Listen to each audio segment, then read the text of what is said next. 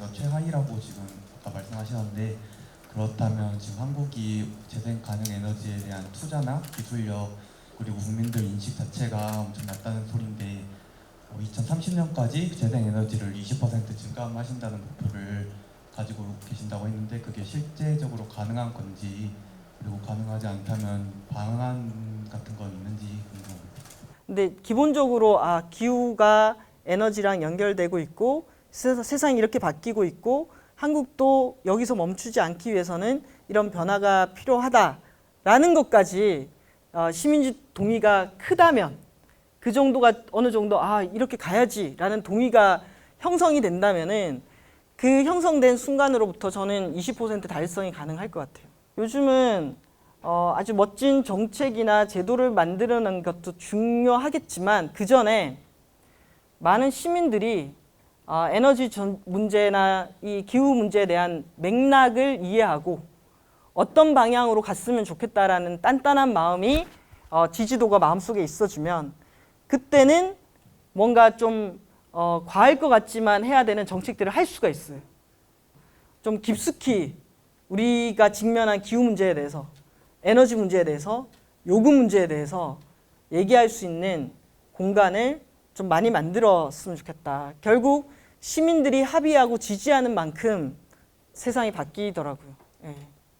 너무 포괄적인 질문인 것 같지만 이런 장을 많이 만들어야 된다라는 얘기로 가름하겠습니다.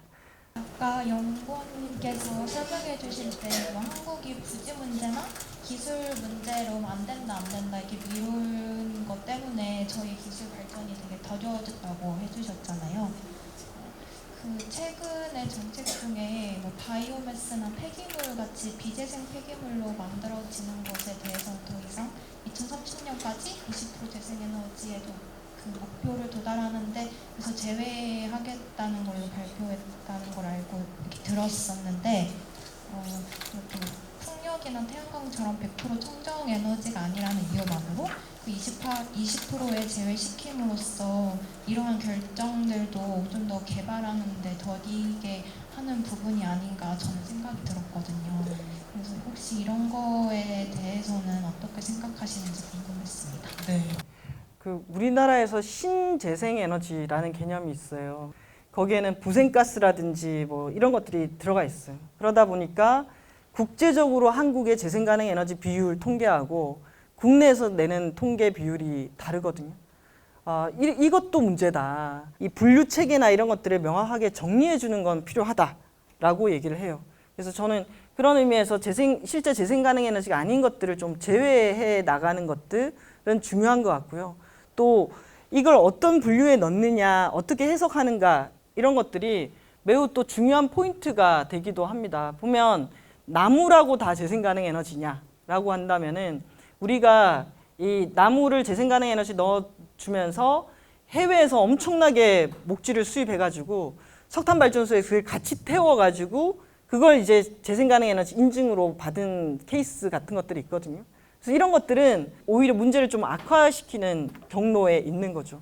우리가 한때 바이오 디젤 얘기 많이 할 때도 인도네시아 가서 숲 다 불태워버리고 거기에 팜 야자수 심어가지고 그것 짜서 디젤 만들어서 이 자동차 연료로 쓰는 것이 결국 환경에는 어떤 영향을 미치느냐에 대한 이런 평가, 이런 것들이 있었잖아요. 그래서 저는 가급적 아까 제가 지역 기반한, 그러니까 먹을거리나 에너지 같은 것들이 지역에서 순환하는 모델.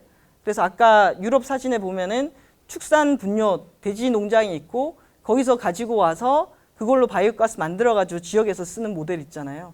그런 식으로 어떤 것이 정말 재생 가능 에너지에 가까운가에 대한 원칙과 기준들은 조금씩 만들어가는 게 필요한 것 같아요.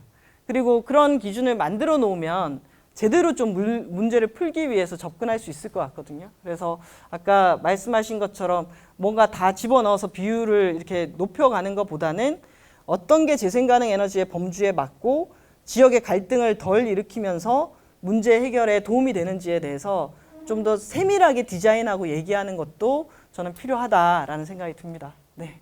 네, 저 시간 관계상 여기까지 질문 듣고 끊도록 하겠습니다. 지금까지 강의해주신 이유진 대표님과 네. 경청하고 질문해주신 여러분께 큰 박수 부탁드립니다. 네, 고맙습니다.